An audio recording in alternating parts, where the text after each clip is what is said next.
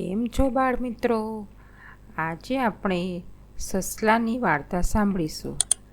વાર્તાનું શીર્ષક છે સસલાની શોધયાત્રા. એક સુંદર મજાનું વન હતું. વનમાં એક સુંદર સફેદ કલરનું સસલું રહેતું હતું. સસલાભાઈ તો આખો દિવસ આમ તેમ ફર્યા કરે અને ઘાસ અને ફળ ખાતા. પણ સસલાભાઈને તો ગાજર ખૂબ જ ભાવતા. ગાજર જોયા નથી કે ઝટ દઈને ત્યાં પહોંચી જાય. એક દિવસની વાત છે. સસલાભાઈને તો ગાજર ક્યાંથી મળ્યાય નહીં.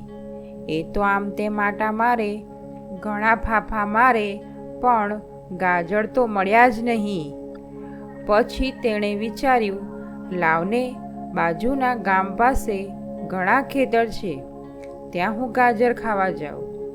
ખેતરમાં તો ઘણા બધા શાકભાજી હતા. ગાજર શોધતો શોધતો સસલાભાઈ તો ટામેટા પાસે ગયા. ટામેટાને કહે, ટામેટાભાઈ, મેં ઘણા દિવસથી ગાજર ખાધા નથી. તમે જણાવશો કે આ ગાજરનો છોડ ક્યાં છે? ટામેટાભાઈ કહે, તું અહીંથી ઉત્તર દિશામાં જા. ત્યાં તને એક મરચાંનું ઝાડ મળશે, તેને પૂછજે. સસલાભાઈ તો ફટાફટ ઉત્તર દિશામાં દોડવા લાગ્યા. ત્યાં ખૂબ દોડ્યા પછી મરચાંનો છોડ મળ્યો. મરચાભાઈ તો મસ્ત મજાના હવામાં લહેરાતા હતા. મરચાભાઈને જોઈને સસલું તો રાજી થઈ ગયું ને પૂછ્યું, મરચાભાઈ, તમે મારી મદદ કરશો? મરચાભાઈ તો રહ્યા થોડા તીખા, એટલે તીખા સ્વરમાં કહે, કેવી મદદ?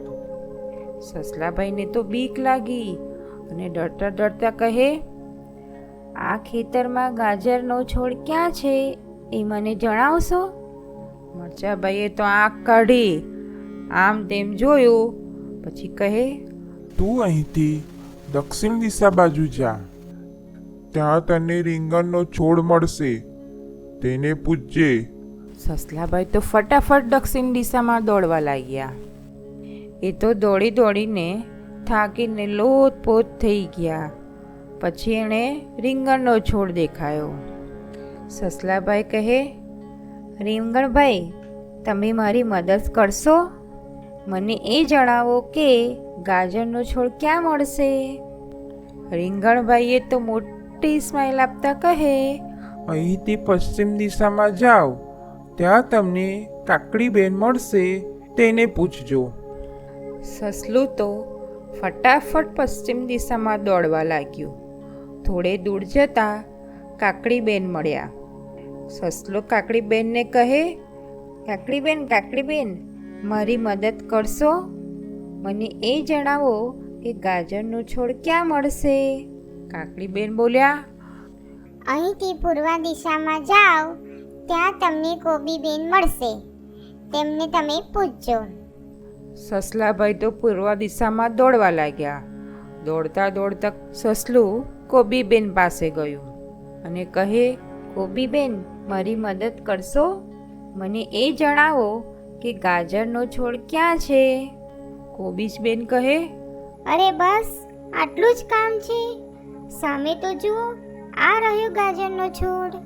સસલું તો ગાજર જોઈને ખૂબ જ ખુશ થઈ ગયો અને ફટાફટ ગાજર તોડી લાવ્યો અને ગાજર ખાવાની ખૂબ જ મજા માણી.